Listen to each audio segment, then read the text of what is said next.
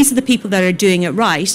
And again, I mean, I'll make this slide available, but this is the sort of thing to learn about it, just see what they're doing. So I, for example, personally, I'm signed up to the Starbucks one. I get notifications of coffees, I get notifications of this, I get asked if I, if I like the Christmas cups and the red cups, and they really work it. I engage with them, despite myself, because I think I probably shouldn't. I engage with Starbucks far too much. But this is the sort of thing that they do very well. And then going on, I'm going to show you some of the numbers. I'll come back to this in a second because I've got it here.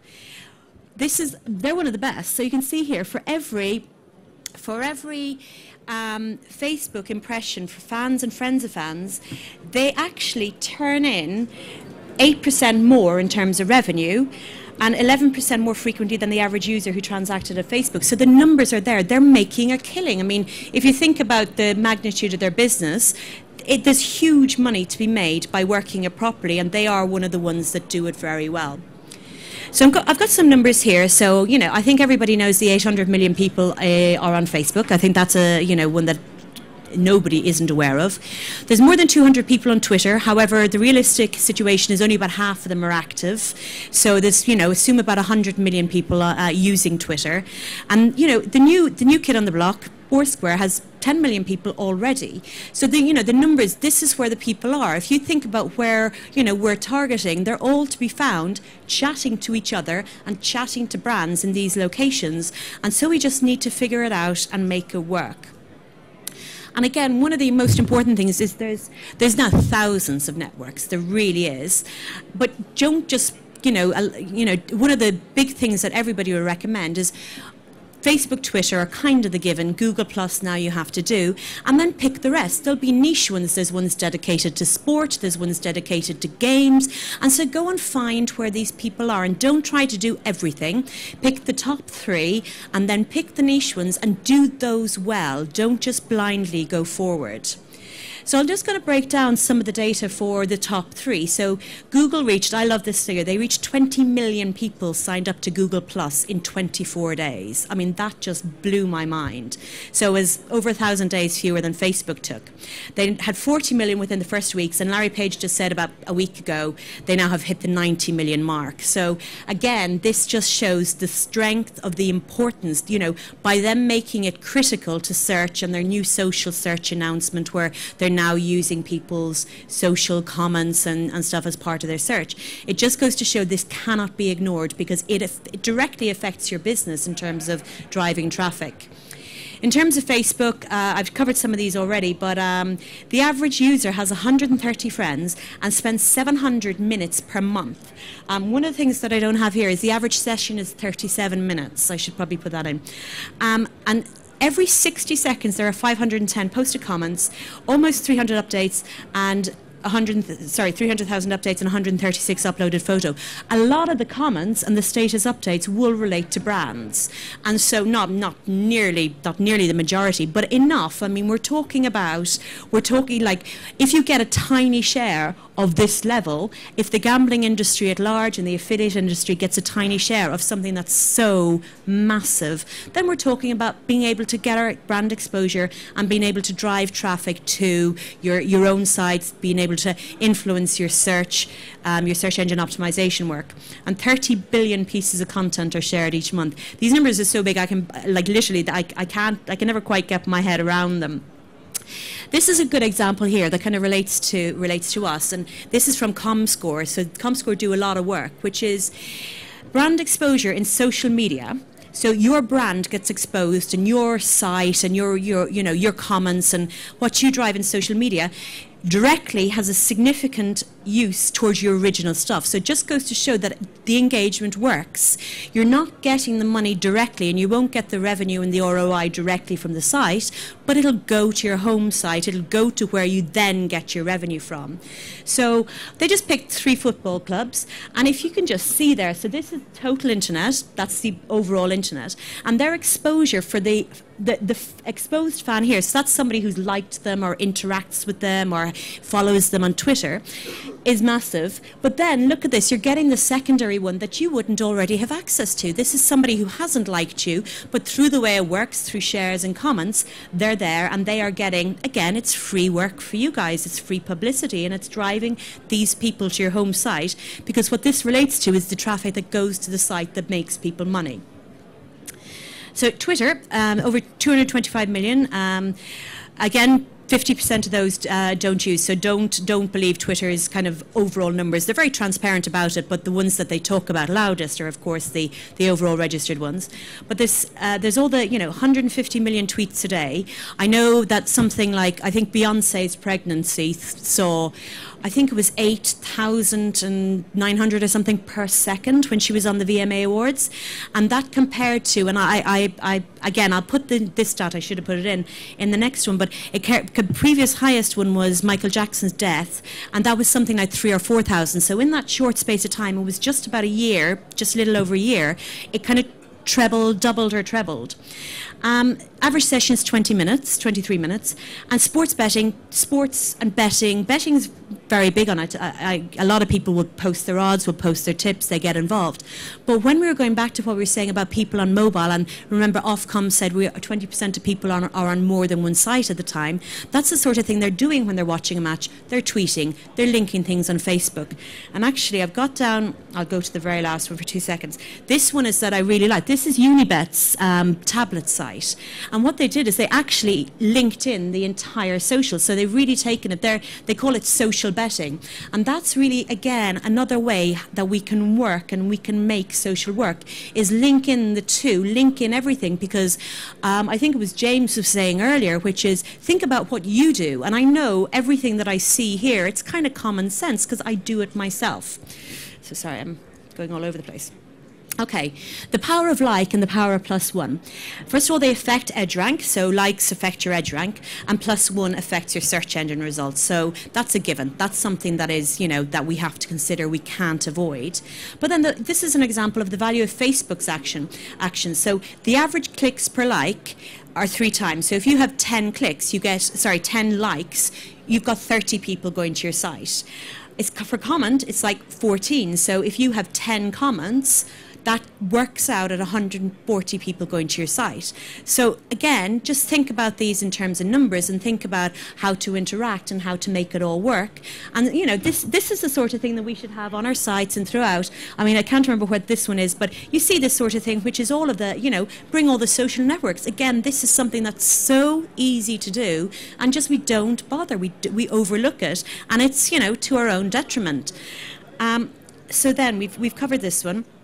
We spoke earlier about search versus discoverability. So things are going away from direct search. People are looking at things. You look at links that your friends send you.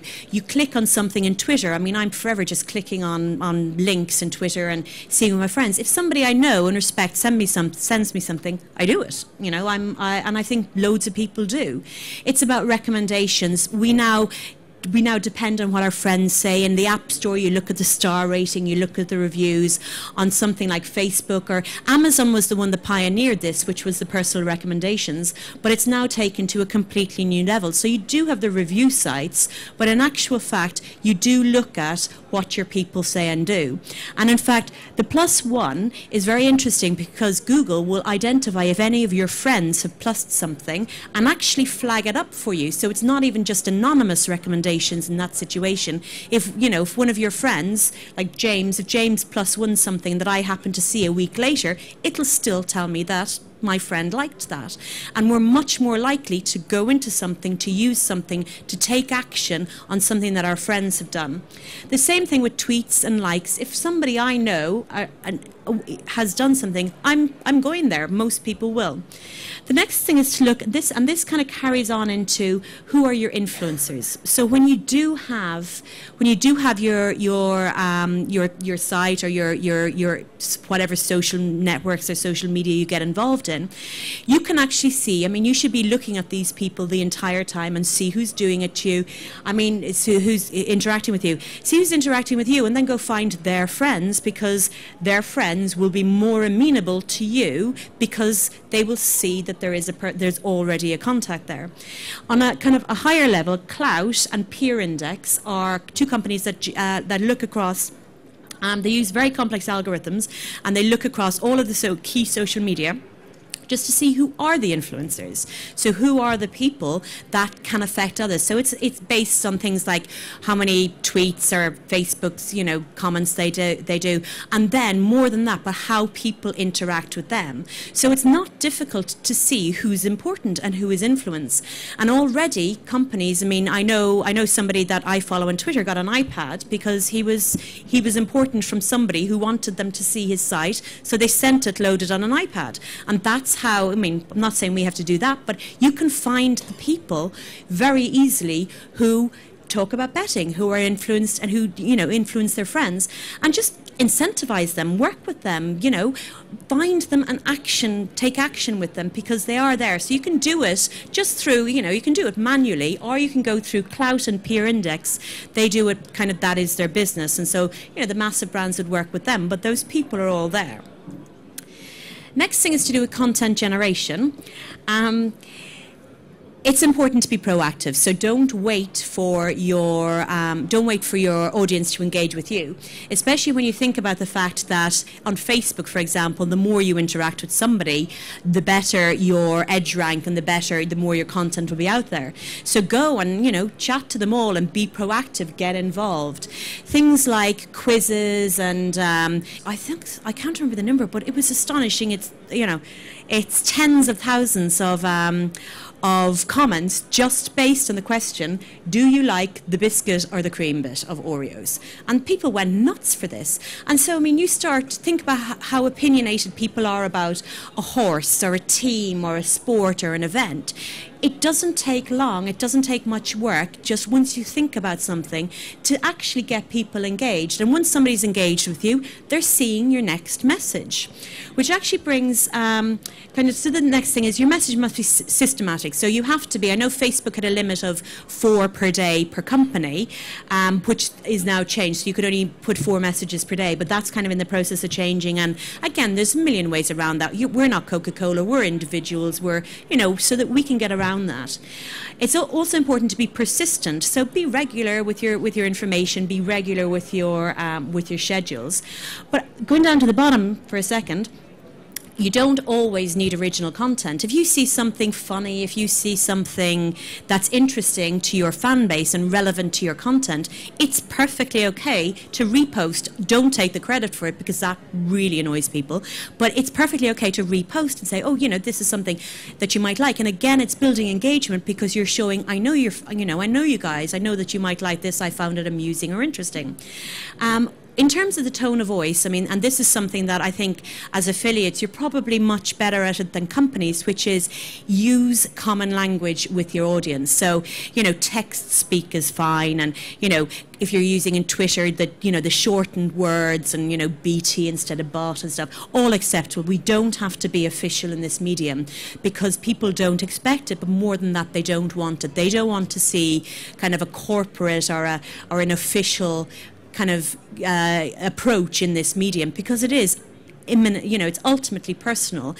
And then on the flip side of that, if you start well, we'll call it spamming even though it kind of doesn't exist, but if you start just with a heavy sales pitch the entire time, then you're going to annoy them because, again, it's a personal medium. They want to feel like they're engaging with you and it's a two-way conversation, but they don't necessarily, so they want the interactions and they want there to be benefit, but not in a very hard-hitting, salesy way.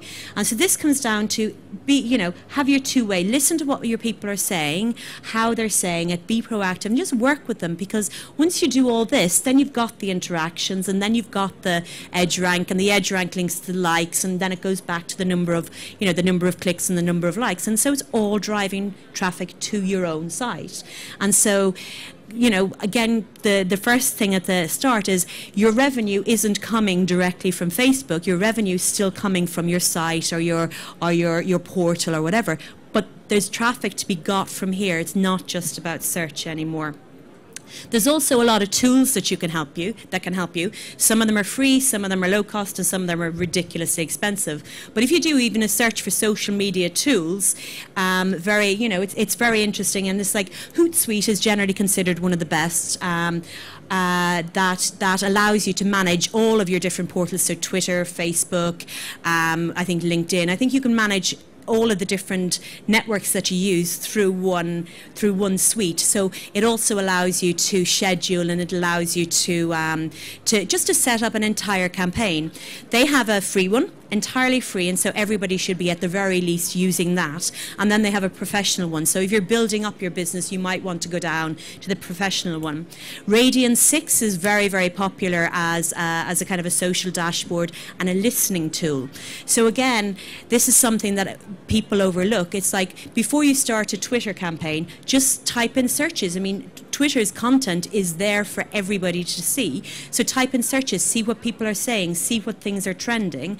Radian listens to all of the social media, but there's, again, when you're starting out, figure it out. I mean, the key thing is with social media is just start, just learn, and just see where it takes you.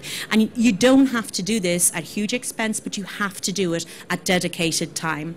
Wildfire is something that allows people to set up competitions and quizzes and things like that. So that's another one worth looking at.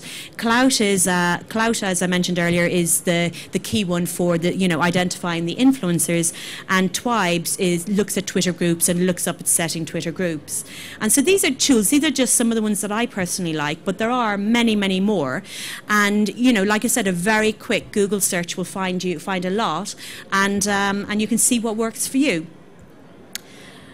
And that's everything. I'm done. Any questions?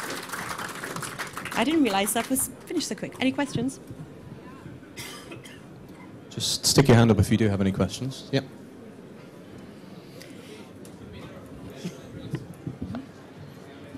Hello. What should be the metrics affiliates should measure on their Facebook/Twitter sites, except for likes? Well, this goes back to what I was saying about, it's not about numbers anymore. So for this, the metrics are things like, how many people click from there to your site and see who they are and what they're doing.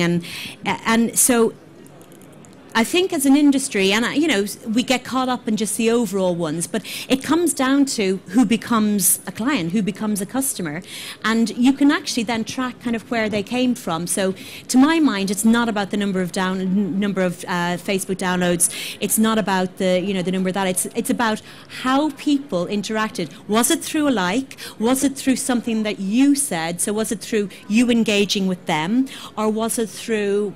Because remember, you can automate comments. So it's not like you have to chat to everybody individually, but identifying the way that people, that's driving people to your traffic, because it's, in search, it's just somebody sees something, they go there. There's a million ways to interact. Well, not a million, but there are many ways to interact, and you can measure them all. You can do a unique tracking code for every individual on every comment if you want. There's so many different ways. So measurement, and this is another massive misconception with social media.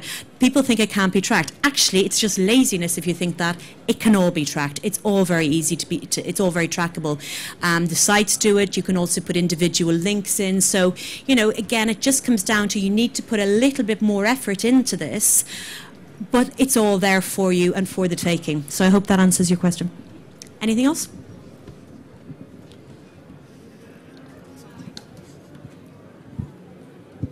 Is there any rules and terms and conditions relating to gaming on Twitter, Facebook, etc.? There is on Facebook.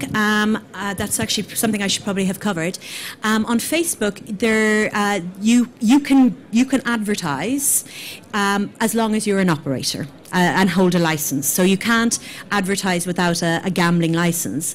But you can chat about it. You can set up your own site and chat about gaming. There's nothing wrong with that. Twitter's a free-for-all. Twitter, although today is Twitter blackout day because they're talking about some daft censorship. But Twitter, you can say what you want and do what you want as frequently as you want. Facebook has more regulations, but excepting for the straightforward advertising, they're all workable. They're all, and it's not something that we should kind of as an industry be concerned about, because as long as you're not abusing the people on Facebook, Facebook has saved that sort of abuse that they can do to the data and stuff, but as long as you're not annoying people, and as long as you work within their parameters, it's fairly open, it's fairly flexible.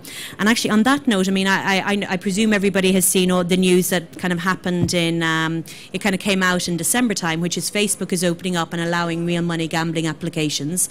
They're going to have two poker, 2 sportsbook, 2 casino, and 2 bingo. Now, I think that's kind of on hold. I mean, they're going to IPO next week, and so there's no way they're going to annoy anybody by bringing in gambling before them. But they're heading in the right direction. All of which is good news for the industry at large, because if you look at the regulated markets, it's like once some people are allowed, it all gets bigger. For everybody, the cake gets bigger for everybody. So once Facebook are allowing gambling applications whenever they do it, it means more people on Facebook will be exposed to it, more amenable to it, and the entire kind of base and positivity and openness to it grows for everybody, and so this becomes even more important. Anybody else? Anybody else? If not, I think we will leave it there so you Okay. can get a drink. Yeah, I know. Well, thank you very much to Aideen Short for both presentations, mobile and social media. Thank you.